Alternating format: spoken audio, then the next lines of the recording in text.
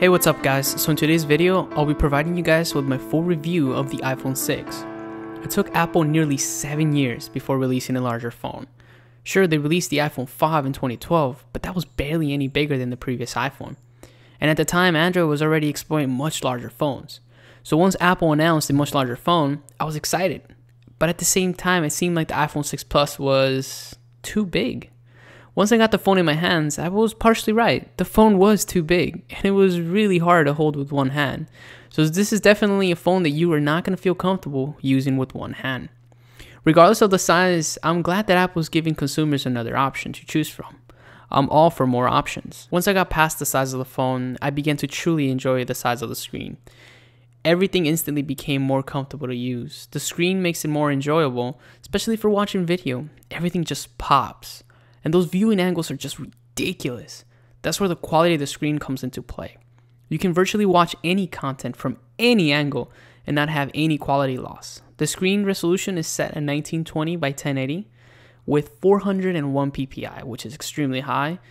And overall, the screen quality is truly amazing. Very sharp screen with very good color reproduction. The camera is the same sensor from the iPhone 6, but with OIS, which means optical image stabilization, which is an actual moving part that continuously moves while you record or take a picture.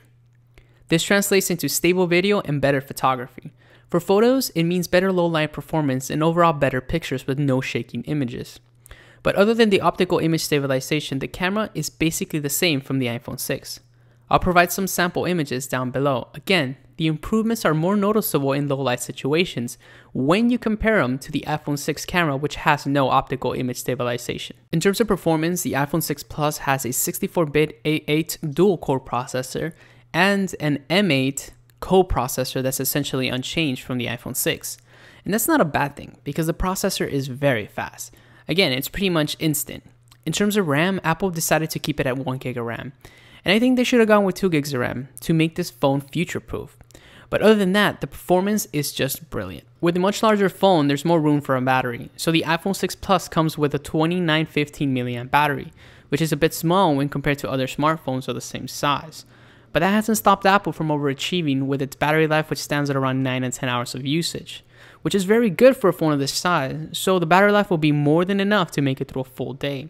Again, with moderate use. Gaming will of course drain it a bit faster. It's also quite shocking how incredibly thin the iPhone 6 Plus actually is. No, I'm not going to try to bend it. I'm only here to admire the beauty and the thinness of the device. But to be honest with you, I would much rather have a slightly thicker phone with a much bigger battery. Going back to the size of the device, I think that most people who want this device and haven't yet pulled the trigger, they're probably wondering, is the iPhone 6 Plus too big? The response to this question is actually fairly simple, and yes, the device is too big. But after a few days of usage, you will adapt and your perception of too big will change. And once you adapt, it will become very difficult to switch back to anything smaller. But the best way to know if the device can be your daily driver is to see it in person and see if you can actually deal with the size. Again, you just won't be gaining a larger phone, but longer battery life, better camera, better screen. So the iPhone 6 Plus is a better overall phone than the iPhone 6.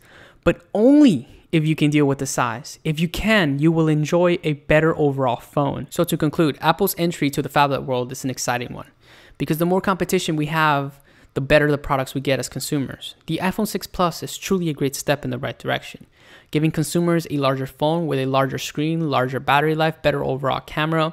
This is all great, but I still think that Apple can go further in utilizing a much larger screen for a more unique experience. Perhaps making a few changes to existing apps to take advantage of the larger screen.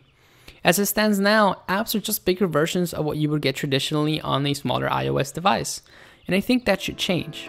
Thank you guys so much for watching. If you guys enjoyed the video, be sure to hit that like button, and if you guys are interested in the iPhone 6 Plus, I'll provide a link down below. But before I head out, I must mention that all the footage that was captured here in this video was done with a Canon T3i along with a 50mm prime lens, which I've also reviewed, and I'll link the video down below, so go check it out. I've also recently hit 4,150 subscribers, and I'm extremely humbled by the idea of having over 4,000 people care about my videos. So thank you. Thank you.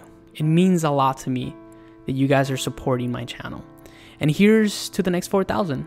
And as always, I'll catch you guys next time.